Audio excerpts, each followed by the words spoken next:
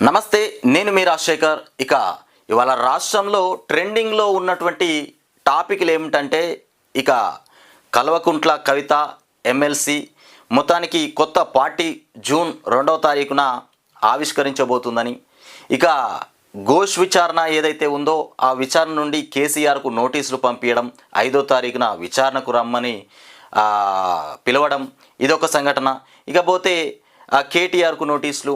ఇక టోటల్గా చూసుకుంటే బీఆర్ఎస్లో ఏమైనా చీలికలు జరిగే అవకాశం ఉందా? మరిగా అది పక్కన పెట్టేస్తే ఇక రేవంత్ రెడ్డి పాలన గురించి మీ అందరికీ తెలుసు.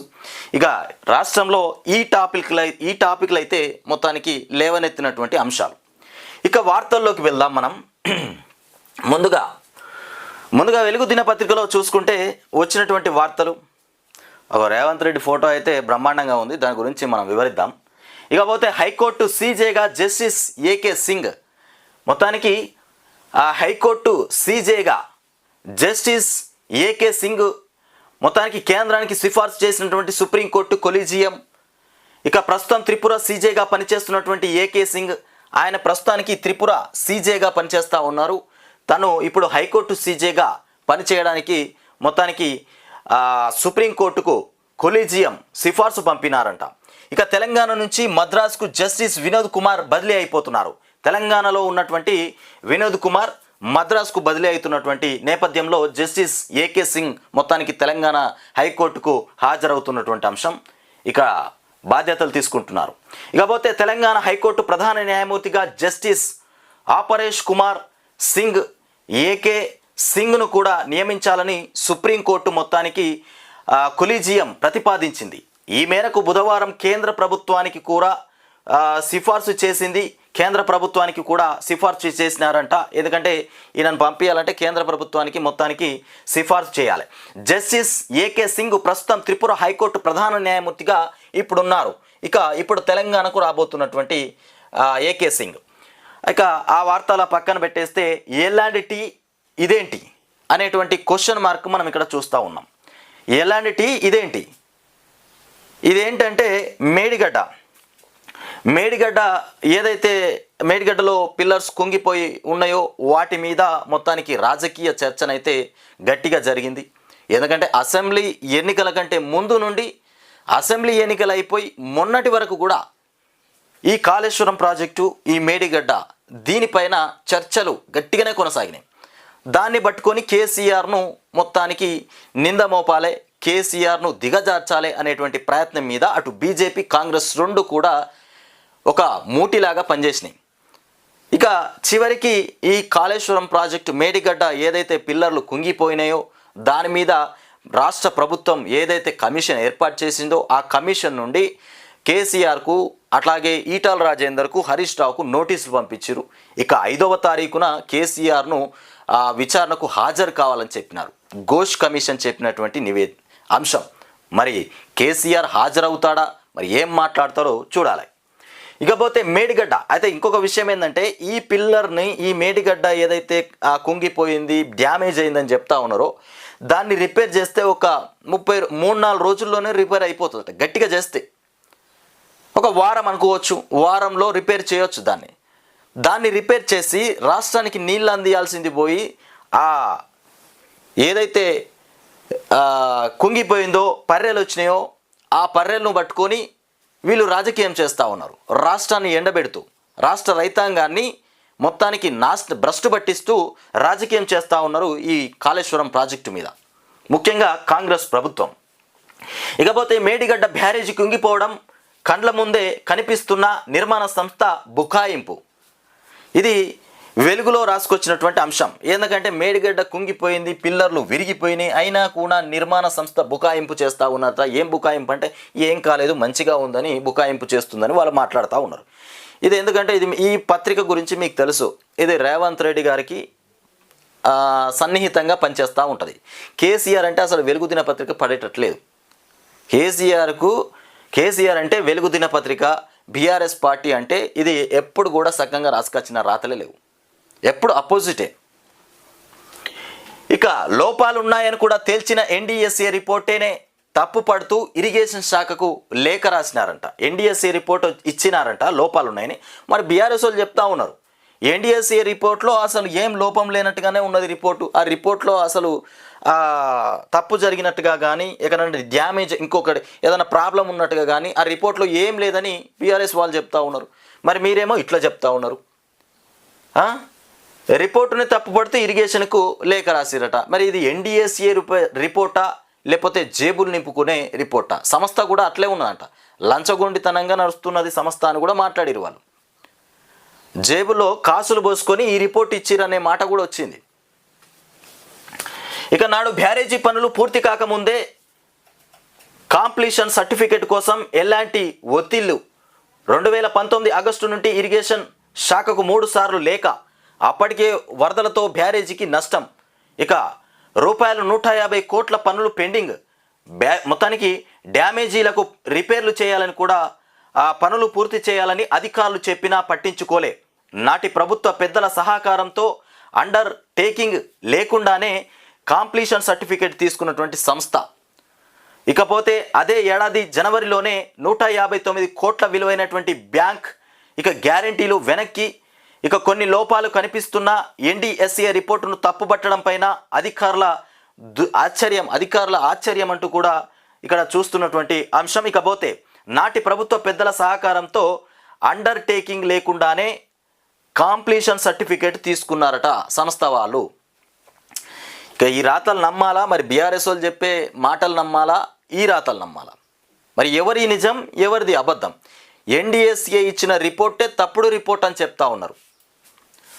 ఇకపోతే మేడిగడ్డ బ్యారేజీ కుంగిన ఘటన పైన దాన్ని నిర్మించినటువంటి ఎలాంటి సంస్థ వ్యవహరిస్తున్నటువంటి తీరు వివాదాస్పదం అవుతున్నదని కూడా బ్యారేజీ 7వ బ్లాకు కుంగిపోవడం కండ్ల ముందే కనిపిస్తున్న నాణ్యత లోపాలు ఉన్నాయని విజిలెన్స్ విచారణ, national dam safety authority, NDSA నిపుణుల కమిటీ తేల్చినా దాన్ని కప్పిపుచ్చుకునేందుకు ఆ సంస్థ మొత్తానికి తాపత్రయపడుతున్నదని కూడా ఎన్డీఎస్ఏ రిపోర్టుతోనే తప్పుపడుతూ తాజాగా ఇరిగేషన్ శాఖకు ఎలాంటి లేఖ రాయడం పైన అధికార వర్గాలు సైతం ఆశ్చర్యపోతున్నాయి. బ్యారేజీకి ఆపరేషన్ అండ్ మెయింటెనెన్స్ పనులు చేయకపోగా పనులు కాకముందే కాంప్లీషన్ సర్టిఫికేట్ తీసుకోవడం, కరోనా పేరు చెప్పి బ్యాంక్ గ్యారంటీలు కూడా వెనక్కి ఇచ్చిపుచ్చుకోవడం వంటివన్నీ కూడా కనిపిస్తున్న అసలు తమ తప్పేమీ లేదంటుగా ఎలాంటి వ్యవహరిస్తుందని కూడా తీవ్ర విమర్శలు వస్తున్నాయి. మొత్తానికి ప్రభుత్వ విభాగమైనటువంటి ఎన్డీఎస్ఏ నిపుణులు తేల్చి ఇచ్చినటువంటి రిపోర్టునే ఓ ప్రైవేటు సంస్థ లేవెత్తి చూపడం దేనికి సంకేతాలు అన్నటువంటి ప్రశ్నలు కూడా ఉత్పన్నమవుతూ ఉన్నాయి. అయితే ఎలాంటి సంస్థ వాళ్ళు మొత్తానికి ఇక్కడ ఏంటంటే బ్యారేజ్ కుంగిపోవడం, ఎలాంటి సంస్థ వాళ్ళు మొత్తానికి దీన్ని నిర్మించినటువంటి వాళ్ళు ఈ మేడిగడ్డ కాళేశ్వరం ప్రాజెక్టు ఏదైతే మేడిగడ్డ ఉందో దాన్ని నిర్మించింది ఈ ఎలాంటి వాళ్ళు. దాన్ని అయితే మీ ఎన్డీఎస్ఏ రిపోర్ట్ ఇచ్చింది తప్పుడు రిపోర్టు అని వాళ్ళు ఇరిగేషన్ వాళ్ళకు మొత్తానికి లేఖ రాయడం జరిగింది. ఏం లేఖరా నాయన? ఎన్డీఎస్ రిపోర్టే తప్పంట. మరి తప్పు రిపోర్టు ఎట్లా ఇస్తూ ఉన్నారు? ఎందుకు ఈ రకంగా వ్యవహరిస్తున్నారు? రాజకీయంగానే మొత్తం చెత్త రాజకీయం నడుస్తూ ఉన్నది రాష్ట్రంలో. ఎవరి స్వలాభం కోసం వాళ్ళు పనిచేస్తూ ఉన్నారు. రాష్ట్రం కోసం ఒక్క నాయకుడు పనిచేస్తలేడు, ఒక్క ప్రభుత్వం కూడా పనిచేస్తలేదు. హైదరాబాద్లోని బాబు జగ్జీవన్ రామ్ భవన్లో జరిగినటువంటి గురుకుల స్టూడెంట్లకు మొత్తానికి బహుమతులు ప్రధానోత్సవంలో సీఎం రేవంత్ రెడ్డి, స్పీకర్ గడ్డం ప్రసాద్, మంత్రి పొన్నం, ఎంపీలు వంశీకృష్ణ, కడియం కావ్య, ఎమ్మెల్యేలు వినోద్, మందుల సామేల్ తదితరులు మొత్తానికి కులంతో కాదు చదువుతోనే గుర్తింపు వస్తుందని చెప్తున్నటువంటి మాట. ఈ ఒక్క వార్డు మాత్రం కరెక్టే. ఇది ఏ కులము ఏ మతం అనేది అయితే ఈ చదువు కొట్టిపడేస్తుంది. కులంతో సంబంధం లేదు, చదువుతోనే గుర్తింపు వస్తుంది అనేది 100% నిజమైనటువంటి విషయం. మేము ఉద్యోగాలు భర్తీ చేస్తుంటే బీఆర్ఎస్ అడ్డుపడుతున్నది. నోటికాడికి వచ్చినటువంటి ముద్దను కూడా కింద పడేస్తే ఆ బాధ ఎట్లా ఉంటుందో ఆలోచించండి. దేశ భవిష్యత్తు తరగతి గదుల్లో ఉంది. కష్టపడి చదువుకుంటే రాష్ట్రానికి నాయకత్వం వహించే అవకాశం మీకు లభిస్తుంది అంటూ రేవంత్ రెడ్డి మంచి మాటలు చెప్తా ఉన్నాడు. విద్యార్థులకు, గురుకుల విద్యార్థులకు చెప్తున్నటువంటి మాటలు చెప్పడం బోలెడు చెప్పొచ్చు. కష్టపడి చదువుకోండి, మీరే రేపు యువ కిరణాలు అవుతారు, మీరే రేపు దేశాన్ని కానీ రాష్ట్రాన్ని కానీ ఏలేటువంటి వ్యక్తులు అవుతారని చెప్తా ఉన్నాడు. వాళ్ళు రాష్ట్రాన్ని ఏలే వ్యక్తులు అయితే రేవంత్ రెడ్డికి ముఖ్యమంత్రి పదవే ఉండదు. ఇక మరి వీళ్ళని తెలివి కల్లోలం చేస్తే ఈయన పదవి ఎందుకు ఇంక అవసరం? ఆయన అవసరం లేదు. మరి ఆ పదవి వీళ్ళకి ఇచ్చే ఒకరికి, వీళ్ళ తల్లిదండ్రులకి ఇస్తే అయిపోతుంది. మరి ఇంత బుద్ధి మాటలు చెప్పేటోడివి ఒకరికి వీళ్ళకి పదవిని అంటగట్టు, మరి అది కాదు. ఇక విద్యార్థులు నిబద్ధతతో చదివి ఉన్నత స్థానాలకు ఎదగాలి, రాష్ట్ర ప్రభుత్వం అన్ని విధాల అండగా ఉంటుందంటూ రేవంత్ రెడ్డి, గురుకులాల్లో ఫుడ్ పాయిజన్ అవుతూ ఉన్నదని చెప్తా ఉంటే అన్ని విధాలుగా అండగా ఉంటుందంటూ రేవంత్ రెడ్డి మాట్లాడుతూ ఉన్నాడు. గురుకులాల్లో ఫుడ్ పాయిజన్ అయిపోయి విద్యార్థులు కొంతమంది అస్తవ్యస్తంగా మొత్తానికి ఆరోగ్యంగా క్షీణించిపోయినరు. కొంతమంది మృతి చెందినటువంటి ఘటనలు కూడా మనం చూసినాం. ఆ ఫుడ్ పాయిజన్ అయ్యి కడుపు నొప్పి లేవడం, ఆ దద్దుర్లు బొబ్బర్లు లేవడం, ఇట్లాంటి అంశాలు మొన్నటిదాకా తెరపైకి వచ్చినాయి. ఆ బీఆర్ఎస్ వాళ్ళు గట్టిగా ఫైట్ చేస్తే మళ్ళీ రేవంత్ రెడ్డి రంగంలోకి దిగి ఎవరామె సీతక్క రంగంలోకి దిగి సీతక్క హాస్టళ్ళ మీద అక్కడ ఇక్కడ తిరిగి మొత్తానికి బాగానే ఏదో కొన్ని సదుపాయాలు చేసినారు. బీఆర్ఎస్ వాళ్ళు గట్టిగా టైట్ చేస్తే వీళ్ళు హాస్టల్లో చుట్టూ తిరిగిండ్రు. లేకపోతే అది కూడా వీళ్ళకి అవసరం లేదు. రాష్ట్రం ఎక్కడ పోయినా వాళ్ళకి సంబంధం లేదు. రాష్ట్రంలో ఉన్నటువంటి వ్యవస్థలు, రాష్ట్రంలో ఉన్నటువంటి సంస్థలు ఎవి ఖరాబ్ అయినా వాళ్ళకి సంబంధం లేదు. వాళ్ళకు కమిషన్లు వచ్చినాయా, వాళ్ళ జేబు నిండిందా లేదా అనేది వాళ్ళకి ముఖ్యం. అట్లా ఉన్నది. ఇక అసమానతలు లేనటువంటి సమాజ స్థాపనే లక్ష్యం, 10 ఏళ్లలో నిరుద్యోగులను బీఆర్ఎస్ నిండా ముంచిందంట. ఇక ఈ పేపర్లో చదువుకుంటే మొత్తం ఇవే ఉంటాయా? 10 ఏళ్లలో బీఆర్ఎస్ వాళ్ళు నిరుద్యోగులను నిండా ముంచిండ్రంట. ఎక్కడ ముంచిండ్రు? బ్రహ్మాండంగా ఐటీ ఉద్యోగాలు వచ్చినాయి, ప్రైవేటు సంస్థల్లో ఉద్యోగాలు వచ్చినాయి, రైతుల చేతుల్లో డబ్బులున్నాయి, రాష్ట్ర ప్రజల చేతుల్లో డబ్బులున్నాయి, ఉద్యోగాలు కూడా అద్భుతంగా వచ్చినాయి. మరి ఇక ముంచింది ఎక్కడ? మేము ఉద్యోగాలు భర్తీ చేస్తుంటే వాళ్ళు అడ్డుపడుతున్నారు వీళ్ళకి చేతగాక. ఇంకొక విషయం ఏంటంటే వీళ్ళు చేసే పనే కదా, ఏ పనైనా చేస్తే కేసీఆర్ అడ్డుపడుతుండు, లేకపోతే కేటీఆర్ హరీష్ రావు అడ్డుపడుతుండు అని చెప్తారు. చెప్పుకుంటా కాలం గడుపుతున్నటువంటి సిచ్యువేషన్ వీళ్ళది. వీళ్ళు చెప్పాల్సింది అదే కదా. వీళ్ళతోని కాదు ఉద్యోగాలు వేయడం, ఉద్యోగాలు వేస్తే మళ్ళీ వాళ్ళకి జీతాలు ఇవ్వాలి, ప్రభుత్వం మీద బడ్డెన పడిపోతుంది. ఇదంతా ఎందుకు వచ్చిన బాధరా నాయన, ఉన్న వాళ్ళు అన్నట్లే రన్ చేస్తూ ఉంటే సరిపోతుందని ఈ నిందలన్నీ గత ప్రభుత్వం మీద నూకేస్తే దరిద్రం పోతుంది అనుకుంటారు వీళ్ళు. అవి అట్లా తయారైపోయారు. వీళ్ళట ఉద్యోగాలు వేస్తూ ఉంటే బీఆర్ఎస్ వాళ్ళు అడ్డుపడతా ఉన్నారట. ఏడాదికి 2 లక్షల ఉద్యోగాలు భర్తీ చేస్తామని చెప్పారు, జాబ్ క్యాలెండర్ వేస్తామని చెప్పారు. ఎక్కడ పోయినాయి మీ జాబ్ క్యాలెండర్? అసలు జాబ్ క్యాలెండరే లేదు. ఖాళీలు ఎక్కడున్నాయో చెప్పుండ్రాయంట కూడా చెప్తలేరంట. ప్రభుత్వము ఖాళీలు ఎక్కడున్నాయో ప్రభుత్వాన్ని ఖాళీలు ఎక్కడున్నాయో చెప్పమంటే చెప్తలేరంట.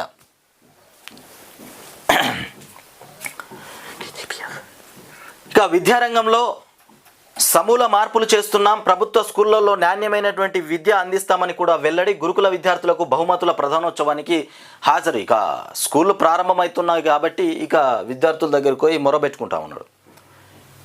బడులు ప్రారంభమవుతున్నాయి. ప్రారంభమయ్యే ముందు రేవంత్ రెడ్డి ముఖ్యమంత్రి కదా, ఆయన ఆ మాత్రం మాట్లాడకపోతే జాగ్రత్తలు బాధ్యతలు తీసుకున్నట్టు ఎట్లా ఉంటుంది? ఆయన ఇప్పుడు మాట్లాడుతూ ఉన్నాడు. ఇక మళ్ళీ ఇప్పుడు మాట్లాడిందంటే విత్తనాల మీద ఇప్పుడే మాట్లాడుతుండు, సీజన్ వచ్చిందని, ఇక బడులు స్టార్ట్ అవుతున్నాయని ఇప్పుడే మాట్లాడుతూ ఉన్నాడు.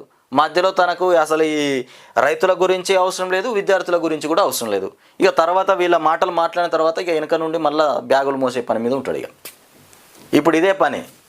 ఇప్పుడు ముందు చూస్తే ఇది, వెనక చూస్తే గొయ్యి అన్నట్టుగా వెనక నుండి మళ్ళీ బ్యాగులు మోసే తతంగం పెట్టుకుంటాడు. ఇక ఒక్కసారి ఇదైతే అడ్వర్టైజ్మెంట్ ఇచ్చి పడేస్తే నా పని అయిపోతుంది అన్నట్టుగా ఉన్నాడు. ఇక 31న మిస్ వరల్డ్ గ్రాండ్ ఫినాలేనంట. మిస్ వరల్డ్ పోటీలు తుది అంకానికి చేరుకున్నాయి. ఇక ఈ నెల 31న హైదరాబాద్లోని హైటెక్స్లో ఇక గ్రాండ్ ఫినాలే జరగనుంది. దీనికి సీఎం రేవంత్ రెడ్డి, మంత్రులు, సినీ, వ్యాపార, రాజకీయ ప్రముఖులు కూడా హాజరు కానున్నారు. వీళ్ళందరూ వాళ్ళే వస్తున్నారు, మరి వీళ్ళే పెళ్లి పత్రికలు లెక్క పత్రికలు ఇచ్చి రమ్మని చెప్పారు. మొత్తానికైతే సినీ ప్రముఖులు కూడా హాజరవుతూ ఉన్నారట రేవంత్ రెడ్డి యొక్క మిస్ వరల్డ్ పోటీలకు. ఒక మిస్ మొత్తానికి ఆమె నిరాశతోని దేశం విడిచిపెట్టిపోయింది. ఆమె దేశానికి వెళ్ళిపోయిందంట, ఆమెను వేశ్యగత్తగా చూసినారంట. మరి ఆమె పరిస్థితి ఏంది? ఇలా దేశం పరువు పోయింది, రేవంత్ రెడ్డి ఇజ్జత్ పోయింది. ఇకపోతే నేడు ఐపీఎల్ క్వాలిఫైయర్ 1 మొత్తానికి ఐపీఎల్లో టాప్ ఫైట్కు ఇక వేలయ్యింది.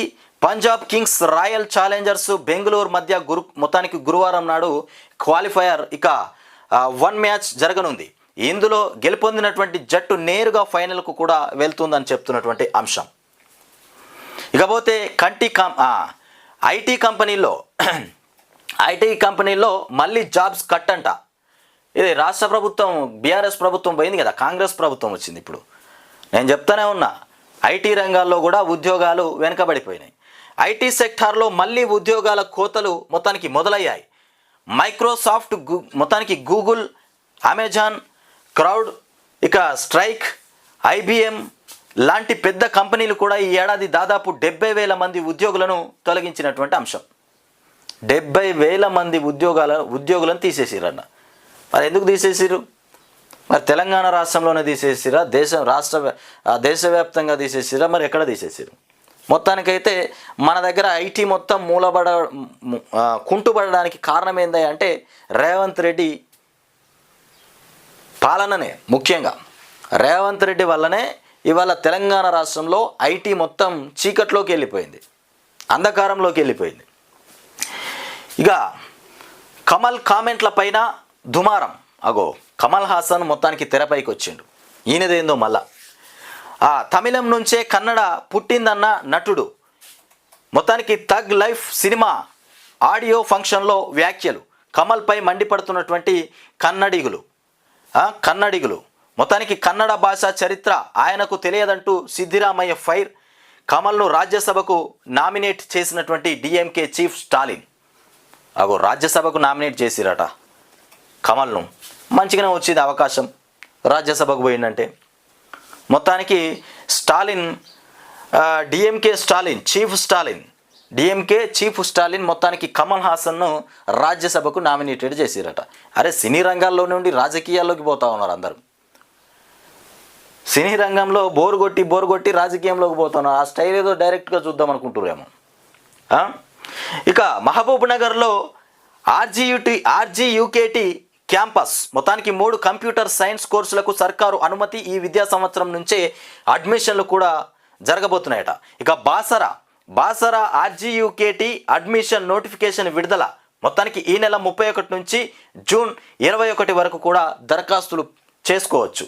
మొత్తానికి బాసరా ఆర్జీయూకేటీ అడ్మిషన్. ఇక బాసరలో చదువుకోవాలని విద్యార్థులు చాలామంది తాపత్రయపడతా ఉంటారు. మొత్తానికి నోటిఫికేషన్ అయితే వచ్చింది, అప్లై చేసుకునే వాళ్ళు ఇక చేసుకోవచ్చు. రాష్ట్రమంతా ఋతుపవనాలు మొత్తానికి 2 రోజుల్లోనే అన్ని జిల్లాలకు విస్తరణ. వచ్చే 4 రోజులు అతి భారీ వర్షాలు పడే అవకాశం ఉంది. పలు జిల్లాలకు ఆరెంజ్ అలర్ట్ జారీ చేసినటువంటి ఐఎండీ. ఇక జూన్ 2వ వారంలో మళ్ళీ ఎండలు కూడా ప్రారంభమైంది. ఇదేంది, జూన్ 2వ వారంలో మళ్ళీ ఎండలు వస్తాయట. 4 రోజులు భారీ వర్షాలు పడతాయట. తర్వాత మళ్ళీ ఎండలు స్టార్ట్ అవుతాయట.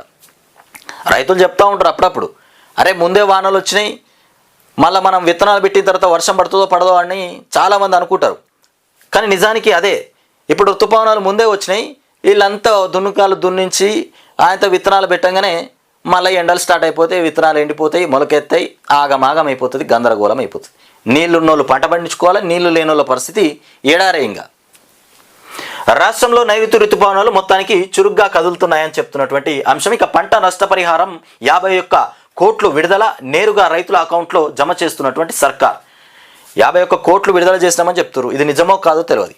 రైతు అకౌంట్లో డబ్బులు పడ్డాకనే నమ్మాలి, అప్పటిదాకా నమ్మాల్సినటువంటి పరిస్థితి లేదు.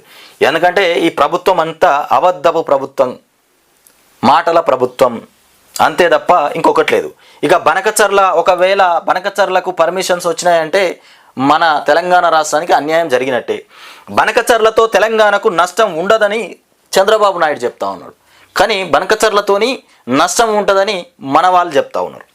సముద్రంలో కలిసే నీళ్లనే మేం వాడుకుంటామంటూ చంద్రబాబు దీనిపై ఇక అనవసరంగా తప్పుడు ప్రచారం చేస్తున్నారు. గోదావరిపై కాళేశ్వరం కడితే మేం అడ్డుకోలేదు, హైదరాబాద్ను అభివృద్ధి చేసింది నేనే, ఇక ఏపీ తెలంగాణ తనకు రెండు కండ్ల లాంటివని కూడా వ్యాఖ్య. చంద్రబాబు నాయుడే హైదరాబాద్ను అభివృద్ధి చేసిందట. అటు ఏపీ ఇటు తెలంగాణ కూడా ఆయనకు రెండు కళ్ళ లాంటిదంట. అంటే తెలంగాణ రాష్ట్రంలో కూడా రాజ్యం వెళ్దాం అనుకుంటున్నారు. మళ్ళీ చూసిర్రా, ఈ చెప్పే మాటలు వింటే తెలంగాణ రాష్ట్రంలో మళ్ళీ కాలు పెట్టాలనేటువంటి ఆలోచన చేస్తూ ఉన్నారు. ఇంత కష్టపడి మన రాష్ట్రాన్ని సపరేట్గా మన రాష్ట్రాన్ని మనం కొట్లాడి తెచ్చుకుంటే ఇక వద్దురా నాయన అని ఇండైరెక్ట్లో చెప్తా ఉన్నాడు చంద్రబాబు నాయుడు. ఏపీ తెలంగాణ రెండు నా కళ్ళ లాంటియే, దాన్ని కూడా నేను కాపాడుకుంటా అంటున్నా. అంటే ఇక్కడ ఉన్న వాళ్ళంతా తెలివి తక్కువలా అయింది. కేసీఆర్ను కూడా పక్కకు పడేసినట్టు మాట్లాడుతూ ఉన్నాడు ఈయన. రేవంత్ రెడ్డి ఇక పనికిరాడు ఇక మరి దీని ముచ్చట మీద.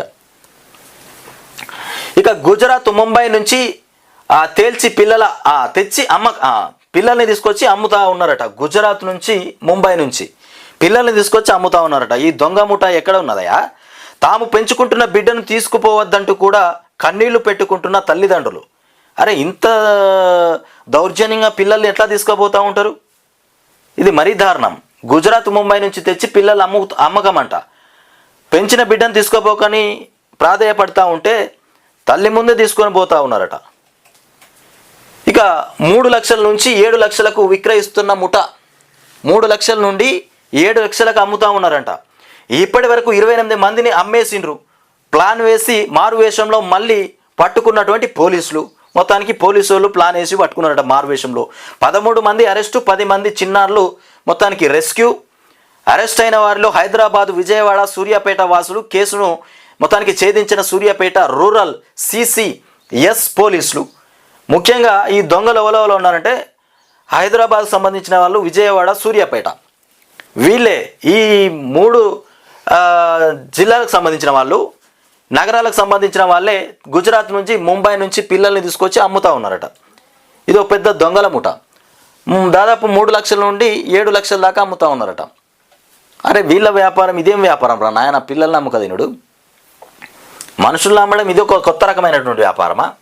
వరికి మద్దతు ధర పెంపు క్వింటాల్కు 69 పెంచిన కేంద్ర సర్కార్ పెంచుతూ ఉంటే రాష్ట్ర సర్కార్ దించుతూ ఉంటుంది.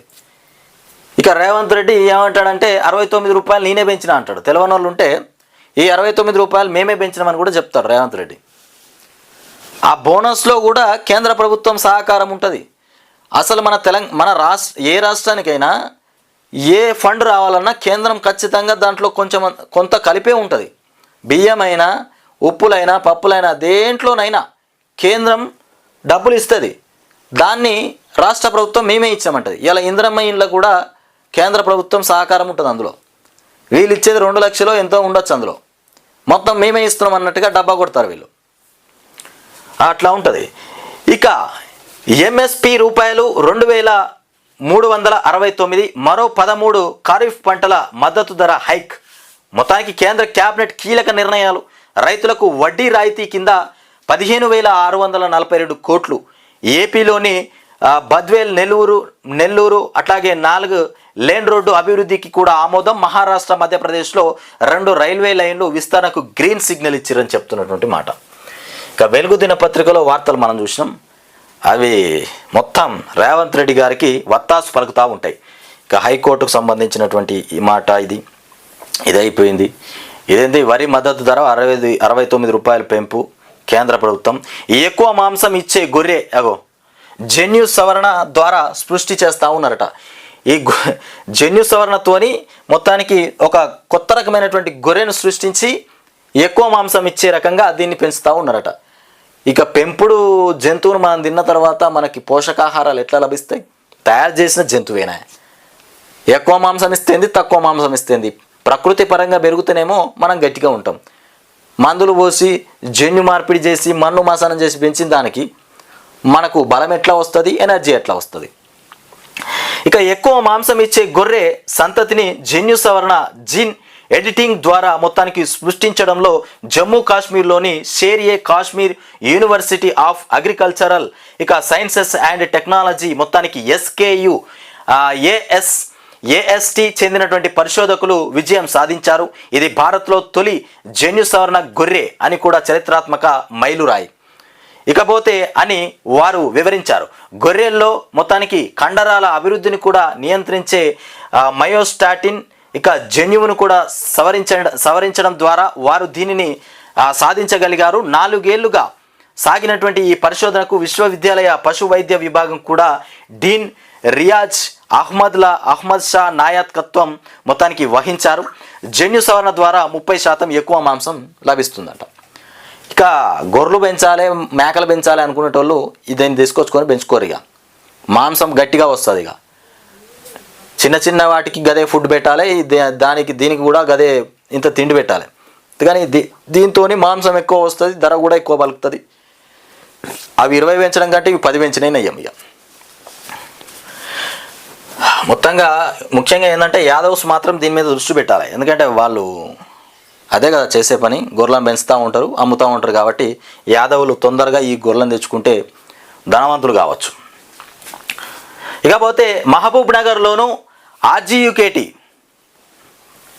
కేసీఆర్తో హరీష్ రావు భేటీ. కాళేశ్వరం కమిషన్ ఎదుట చెప్పాల్సినటువంటి అంశాలపైన చర్చ జరిగినదంట. మొత్తానికి కేసీఆర్తోని హరీష్ రావు భేటీ అయ్యి కాళేశ్వరం పైన ఏం చెప్పాలనేటి మీద చర్చ పెట్టినారంట. మొత్తానికి రాజ్యసభకు కమల్ హాసన్ పోతుండు. మనం ఇంతకుముందే చూసినాం. ఈయనకు సినీ రంగంలో నుండి ఈయనకు రాజకీయం బుద్ధి ఆలోచన ఎందుకు వచ్చింది మరి? ఈయనను స్టాలిన్ మొత్తానికి రాజ్యసభకు నామినేట్ చేసిందంట. అస్సాంలో దేశీయులకు ఆయుధ లైసెన్సులు ఆ రాష్ట్ర మంత్రివర్గం నిర్ణయం తీసుకుందట. అస్సాంలో దేశీయులకు ఆయుధ లైసెన్సులట. ఇదేంది మరి? అంటే అందరికి ఇస్తారా, కొంతమందికి ఇస్తారా ఆయుధ లైసెన్సులు? నా బలం బలగం మీరే. ఎవరైనా చెప్పేది? చంద్రబాబు నాయుడు. మహానాడులో తెదేపా కార్యకర్తలు నాయకులతోని చంద్రబాబు తెలుగు జాతిని అగ్రస్థానంలో నిలబెట్టే శక్తి తెదేపాకే ఉందని కూడా వెల్లడి చేస్తూ ఉన్నాడు. నా బలము నా బలగం మొత్తం మీరే, గెలవకపోతే ఎవ్వరు లేరంటారు, గెలిస్తేనేమో అందరు మీరే అంటారు. చంద్రబాబు నాయుడు ఇప్పుడు గెలిపొందిండు కదా, ఆయన బలము బలగము అంతా కూడా వీళ్ళే. ఒకవేళ ఆయనకు ఓట్లు వేయకపోతే మీరు నా బలం కాదు, మీరు నా బలగం కాదు అనేటోడు. ఇక్కడ చూడు, ఇదేందా కాళ్ళు పట్టుకున్న అన్యాయం. కాళ్ళు మొక్కుతా బాంచన్ మా వడ్లు కొనండి. ఇది మామూలు సిగ్గుచేటు కాదు, ఇది చాలా సిగ్గుపడాల్సినటువంటి అంశం. ఒక పంట పండించినటువంటి రైతులు అధికారి కాళ్ళు మొక్కి మా పంట కొనండి అని అధికారి కాళ్ళు మొక్కుతూ ఉంటే మనం ఓట్లేసి ఎన్నుకున్నటువంటి రేవంత్ రెడ్డి మరి ఎక్కడ పోయిండు? నిద్రపోయిండా? ఆయన కనిపిస్తలేదా ఈ వ్యవహారం? ఇక్కడ చూడరిగో కాళ్ళు మొక్కుతా ఉన్నారు రైతులు. ఏకంగా అందులో మహిళా రాజ్యం అన్నది ఇదేనా? మహిళలు కాళ్ళు మొక్కుతా బాంచన్ మా వడ్లు కొనండి అంటూ కాళ్ళు మొక్కుతున్నటువంటి సిచ్యువేషన్. గింత దారుణమా రాష్ట్రంలో? కన్నీళ్లు పెట్టుకుంటున్న రైతన్న, కనికరం చూపని సర్కార్, లంచం ఇచ్చినోళ్ళవే కొంటున్నారు. ఇందులో కూడా లంచాలారా నాయన? ఎక్కడ లంచాలు తీసుకుంది? 40 రోజులైనా మా ధాన్యం కొంటలేరు, ఇంకెన్ని రోజులు కావలు ఉండాలి? వానకి తడిసి మొలకెత్తినాయి, అప్పు తెచ్చి సాగు చేసినాం, వడ్లు కొనకపోతే చచ్చిపోతాం అన్నదాతల ఆవేదన. అప్పు తీసుకొచ్చి పంట పండించిరు, మరి మా వడ్లు ఇంకెన్ని కొంటారు? ఇంకెన్ని నెలలు ఉండాలి కొనుగోలు కేంద్రాల్లో? సార్ బాంచన్ మీ కాళ్ళు మొక్తాం, మీ దండం పెడతాం అని వాళ్ళ కాళ్ళ మీద పడతా ఉంటే సార్కు సంతోషమవుతా ఉన్నట్టున్నది. ఈ సార్కు సంతోషం అవుతుందా, మరి మన ముఖ్యమంత్రి సార్కు సంతోషం అవుతుందో కానీ వాళ్ళ ఆర్ధనాదాలు వింటూ ఉంటే వాళ్ళకు కనికరం లేకుండా పోయింది. ఏం చేస్తుండయా మీరు? రైతులు పండించిన పంటను కొనరు, రైతులకు రైతు బంధు ఇయ్యరు, రుణమాఫీ చెయ్యరు. మరి రాష్ట్రంలో ప్రభుత్వం ఏ విధంగా నడుస్తూ ఉన్నది? నువ్వు ఆదుకోవాల్సిందే ముఖ్యంగా రాష్ట్రంలో రైతుల్ని. నువ్వు రైతులను ఆదుకోక అందాల భామల పోటీలు పెట్టి ఎంజాయ్ చేస్తూ ఉన్నావు.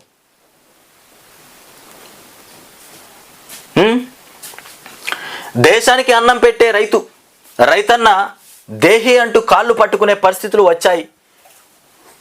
పండించిన పంటను కొనే దిక్కు లేకపోవడంతో కాళ్ళు మొక్కుతాం, బాంచన్ మా వడ్లు కొనండి అంటూ కూడా దండం పెడుతున్నారు. ధాన్యాన్ని మార్కెట్కు తీసుకొచ్చి 40 రోజులు దాటినా ఎవరు కూడా పట్టించుకోవడం లేదని కూడా కన్నీళ్లు పెడుతున్నారు.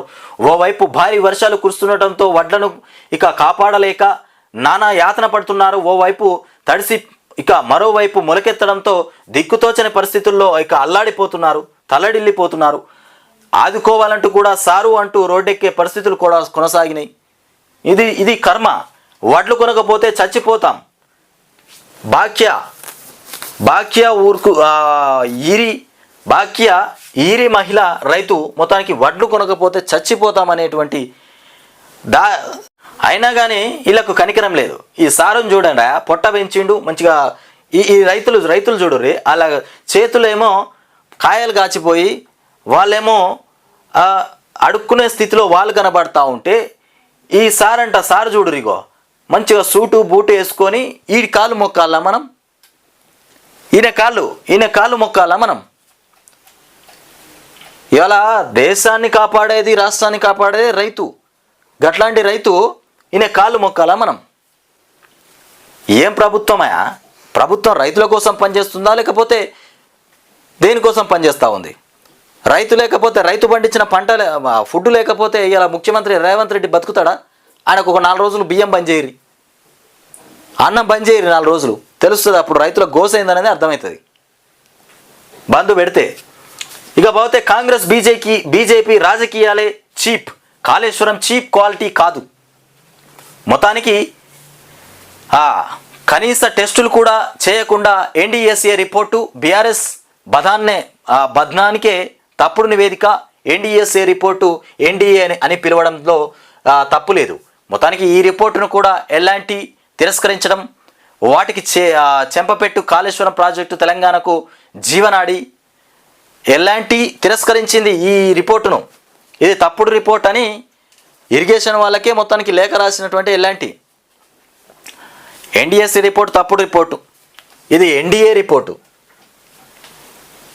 ఎన్డీఎస్ఏ రిపోర్టు కాదు, ఇది ఎన్డీఏ రిపోర్టు. స్కూల్స్ కడతా అంటే స్కామ్ అంటుర్రు. రేవంత్ రెడ్డి స్కూల్స్ కడతా అంటే స్కామ్ అని చెప్తా ఉన్నారంట. ఇక స్కూళ్ళ పేరుతో 1000 కోట్ల దోపిడీ. వాస్తవానికి స్కూళ్ళు కడతామని చెప్తా ఉన్నాడు ఈయన. ఏది కట్టినా అందులో కమిషన్ దొరికితేనే వీళ్ళు పనిచేస్తారు. అది స్కూళ్ళు కానీ, రోడ్లు కానీ, భవనాలు కానీ, ఇంకా ఏదైనా వీళ్ళు ఏదైనా కట్టాలంటే అందులో కమిషన్ ఖచ్చితంగా ఉండాలి. ఈయన చెప్తా ఉన్నాడు మేము స్కూళ్ళు కడతా అంటే అల్లనట స్కామ్ చేస్తుర్రని చెప్తా ఉన్నాడట. మీరు చేసేది స్కామ్ కదా. ఏం చేస్తానన్న తప్పే అంటున్నారు. నువ్వు ఏం చేసినా తప్పే. 25,000 కోట్లతో స్కూళ్ళు కడతా, ఒక్కో స్కూలుకు 200 కోట్లు ఖర్చు పెడతా. ఎవరి సొమ్మని ఖర్చు పెడతావు? 25,000 కోట్లతోని స్కూళ్ళు కడతాడట. ఎక్కడెక్కడ స్కూళ్ళు కడతాడో చూడాలి జర. మరి అందులో బిల్ ఎంత పెడతా ఉంటాడు? ఆ స్కూళ్ళకు బిల్ ఎంత పెడతాడు? మరి ఎంత ఖర్చు పెట్టి కడతారు? ఎక్కడెక్కడ కడతారో అవన్నీ మనం ఆరా తీయాలి. ఒక్కో స్కూల్కు 200 కోట్లు ఖర్చు పెడతాడట. ఒక స్కూల్కి 200 కోట్ల రూపాయలు ఖర్చు పెడతాడంట. ఏడాదిలో 59,000 ఉద్యోగాలు ఇచ్చిన, దేశంలో ఎవరైనా ఇచ్చినట్టు నిరూపిస్తే నేను బట్టి విక్రమార్క ఏ శిక్షకైనా సిద్ధం. మళ్ళీ నువ్వు ఒక్కని శిక్షకు అర్హునిగా బట్టి విక్రమార్క తోడెందుకు వేసుకున్నావు? మళ్ళా పాపం ఆయనను పక్కన పెట్టుకొని మోసాలు చేస్తా ఉన్నావు.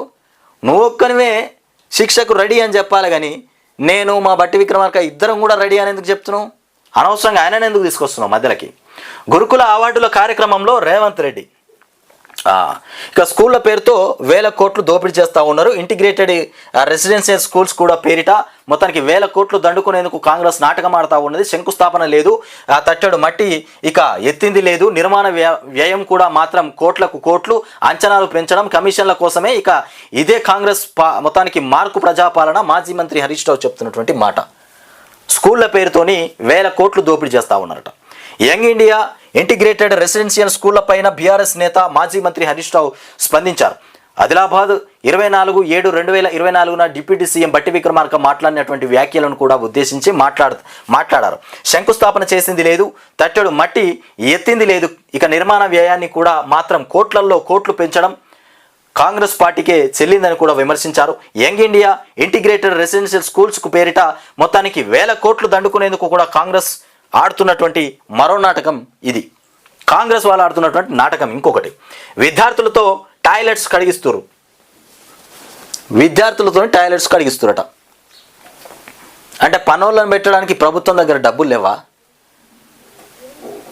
ఒక అటెండర్ను పెట్టేంత స్తోమత లేదా ఇవాళ రాష్ట్ర ప్రభుత్వానికి? విద్యార్థులతో టాయిలెట్లు ఎట్లా కడిగిస్తారా? నాకు అర్థం కాదు. పిల్లలతో టాయిలెట్స్ కడిగించడం నేరం. ఈ పనులు చేయాలని కూడా ఐఏఎస్ చెప్పడం దుర్మార్గం. ఒక ఐఏఎస్ చెప్పిరట. బీఆర్ఎస్ ఎమ్మెల్సీ కవిత మాట్లాడుతుండ్రు. ఇక ఈమెనా ఐఏఎస్? మరి ఎవరు చెప్పారు? బోర్డు తుడవడం, టాయిలెట్ కడగడం ఒకటి కాదని ఐఏఎస్ అధికారిని మొత్తానికి అలుగు వర్షినికి బీఆర్ఎస్ ఎమ్మెల్సీ కవిత గట్టి కౌంటర్ ఇచ్చారు. మీ పిల్లలు చదువుకునే చోట మొత్తానికి అందరూ వాడే టాయిలెట్స్ను క్లీన్ చేయగలరా, అది కూడా రెగ్యులర్గా అని ప్రశ్నించారు. విద్యార్థులు ఎలాంటి పనులు చేయించాల్సిందేనా ఒక ఐఏఎస్ చెప్పడం దుర్మార్గం అని కూడా ఒక ఐఏఎస్ చెప్పిందా? ఐఏఎస్ఏ చెప్పిరట టాయిలెట్స్ కడగాలని చెప్పినట్టున్నది. మరి ఇకపోతే పాలనలో కేసీఆర్ను మించిన వాళ్ళు లేరు అంటూ జగదీష్ రెడ్డి చెప్తా ఉన్నాడు. పాలనలో కేసీఆర్ను మించిన వాళ్ళు లేరు. చంద్రబాబు నాయుడికి ఏంది? ఒక బొంకుల బాబు బడాయి. అయ్యో, కన్నుకోడి పెట్టిరు, మూతికోడి పెట్టిరా రెడ్ స్టిక్కరు. బొంకుల బాబు బడాయి. తెలంగాణ తల సిరిని పెంచింది ఆయనేనట. నిన్న ఇంతకుముందు చెప్తా ఉన్నాడుగా, హైదరాబాద్ను డెవలప్ చేసింది నేనే అంటుండగా. 2 కళ్ళట, అందుకే కన్ను ఈకి పారేసిర్రు, నోరు కూడా మూసి పారేసినట్టున్నారు. ఒక్కటే కన్నా నీకు ఏపీని చూసుకో, నువ్వు తెలంగాణకి ఎందుకే నువ్వు వచ్చుడు, అందుకే ఈ కన్ను మూసేసిర్రు. 2 కళ్ళ లాంటిది అనేది చెప్పుడు బంద్ చేయి. ఎన్నడో అయిపోయింది. నీ ప్రభుత్వం నీకు ఏర్పడ్డది, మీ రాష్ట్రం మీకు ఏర్పడ్డది, మా రాష్ట్రం మాకు వచ్చింది. వచ్చిన తర్వాత మా తెలంగాణ రాష్ట్రాన్ని నువ్వు కన్ను లెక్క చూసుడేంది నాకు అర్థం కాదు. ఏం మాట్లాడుతున్నావు చంద్రబాబు నాయుడు నువ్వు? మెల్లగా సాప కింద నీరు లెక్క తెలంగాణ రాష్ట్రంలో మళ్ళీ కాలు పెట్టాలని చూస్తూ ఉన్నాడు. ఇక్కడ కుమ్ములాటలు జరుగుతూ ఉన్నాయి, నేనేమో చేద్దాం అనుకుంటున్నాను, కానీ నీ కన్ను మూసిపారేసిరిగా అటేవో. మన గోదావరి ప్రాజెక్టులను అడ్డుకోనే లేదట ఏది ఈ చంద్రబాబు నాయుడు. మన గోదావరి ప్రాజెక్టులను అడ్డుకోలేదట. బనకచర్ల కడితేనంట తెలంగాణకు అసలు అన్యాయం జరగదంట. ఇక్కడ ఉన్న వాళ్ళంతా తెలియక మాట్లాడుతూ ఉన్నారట. ఆయన మాట్లాడుతూ ఉన్నాడు. 2014-2019 మధ్య చంద్రబాబు ప్రభుత్వం తెలంగాణ ప్రాజెక్టులపైన చేసినటువంటి ఫిర్యాదులు కొన్ని 14-19లో ఫిర్యాదులు చేసిండు. మళ్ళీ ఈయన మాట్లాడుతూ ఉన్నాడు దొంగ మాటలు. ఈయన రాతలు చూడాలి, ఇంకా బాగానే ఉన్నట్టున్నాయి. నాడు తెలంగాణ ప్రాజెక్టులకు అడుగడుగున అడ్డుపుల్ల 2014-19 మధ్య కేంద్రం మొత్తానికి బోర్డుకు ఈయననే ఫిర్యాదులు చేసిందట. తెలంగాణకు నీళ్ళు ఇవ్వద్దని చేసినట్టున్నారు. కాళేశ్వరం సహా ప్రతి ప్రాజెక్టు పైన విషం చిమ్మిన బాబు ఈయనే కాళేశ్వరంతో ఇంకా కొన్నిటి మీద విషం చిమ్మినట. మళ్ళా నాకు కన్నని చెప్తా ఉన్నాడు. తెలంగాణ ప్రాజెక్టులకు వ్యతిరేకంగా ఏపీలో తీర్మానం. తానే శంకుస్థాపన చేసిన దేవాదులపైన కూడా అదే ఏడుపు. మండిపడుతున్న రాష్ట్ర సాగునీటి రంగ విశ్లేషకులు. అబద్ధానికి అంగీలాగు తొడిగితే చంద్రబాబు రూపాన్ని తలపించిందంటుంది. అబద్ధానికి అంగీలాగు తొడిగితే చంద్రబాబు నాయుడే కనబడుతున్నట. అట్లా ఉన్నది సిచ్యువేషన్. ఇక తెలంగాణవాదులు రాజకీయ విశ్లేషకులు మొత్తానికి ఎద్దేవా చేస్తుంటారు. చంద్రబాబు తాజా ప్రవర్తన దీనికి మరో ఉదాహరణగా కూడా నిలుస్తున్నది. తెలంగాణ రాష్ట్రం ఏర్పడినటువంటి తొలి నాళ్లలోనే ఏపీ సీఎం చంద్రబాబు విషం చిమ్మడం మొదలుపెట్టారు. ఇక అధికారంలో ఉన్న 5 ఏళ్ల పాటు తెలంగాణ ప్రాజెక్టుపై ఫిర్యాదులు చేశారు. ఆయన రాష్ట్రానికి ఏం బాగు చేయలే, అన్ని దొంగ మాటలు, దొంగ లెక్కలే ఉన్నాయి. రాష్ట్రాన్ని ఇప్పుడు తెలంగాణ రాష్ట్రం ఒక అన్నట, ఏపీ రాష్ట్రము ఆయనది ఇంకొక అన్నట. నీకు 2 కన్నులు ఎందుకయ్యానో ఒక కన్ను మూసి పారేసిరిగా. ఆ కన్నునే నువ్వు సగ్గంగా చూసుకో. ఈ కన్నుకు మస్తు మంది ఉన్నారు ఇక్కడ చూసుకోవడానికి. అసలు మాట్లాడడానికి ఆయనకు పర్మిషన్ లేదు. ఫస్ట్ కన్నుల గురించి మాట్లాడడం, రాష్ట్రం గురించి మాట్లాడడానికి ఆయనకు అర్హత లేదు. అందుకే కన్ను టోకెన్ పెట్టిరేడా. ఈయన మళ్ళీ కాలు పెడదాం అనుకుంటా ఉన్నాడు. మేడిగడ్డ పైన ఎన్డీఏసీఏ రిపోర్టు అవుట్, మరో కమిటీ ఇన్, కొత్త నాటకం. ఎన్డీఏ రిపోర్టు అవుట్ అయిపోయిందంట. ఇక కొత్త కమిటీ మళ్ళా ఇన్ అంటే కొత్త కమిటీ వచ్చేసింది, కొత్త నాటకం. ఎలాంటి లేఖతో సర్కారులో కుదుపు, పారిశ్రామికం డీలా, యంగు బడితో తొండాట. చాలా ఉన్నాయి ఇలా రాతలు. ఇంత ఇసం పోసి రేవంత్ వచ్చి యోసం నాశనం చేసిండు. అవ్వ మాట్లాడుతూ ఉన్నది రేవంత్ రెడ్డి మీద.